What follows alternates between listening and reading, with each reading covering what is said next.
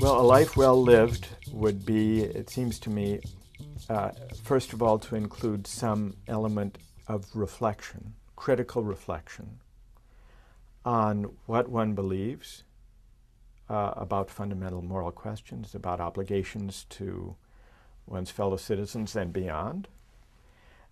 But it should be the kind of reflection that draws upon the moral traditions and histories that one inhabits. I don't think there is a certain ideal of intercultural dialogue that people have that say, let's try to precipitate out of all of our differences the things we can agree on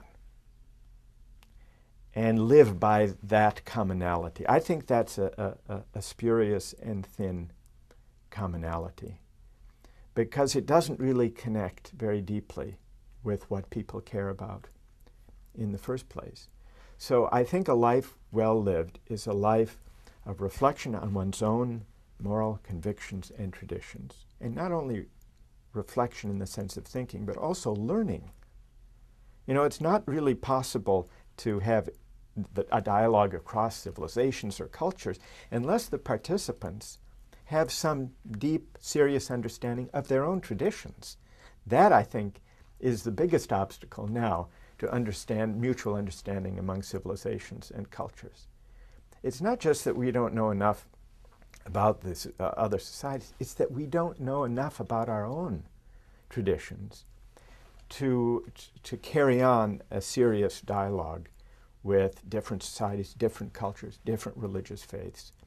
So I think a life well lived depends on reflection and learning about one's own traditions and doing so in a way that is open to the world, that is alive to other ways, wider horizons. And so I think a life well lived, the shape of that, I think, can vary one historical period to the next. Because if we go back to the Athenian city-state, to be alive to the wider world would be to attend to the way they did things in Sparta. That was what comparative politics or sociology consisted of.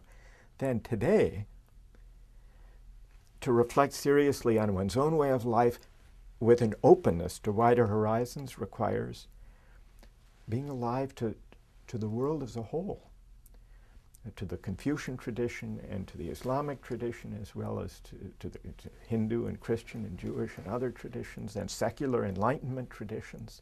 But I think it has to begin by a serious understanding of one's own traditions, national traditions, religious traditions, historic traditions, and that reflection can proceed outward from there. And I would also, I suppose the other element of a life well lived is not just a matter of reflecting and attending to other ways of life.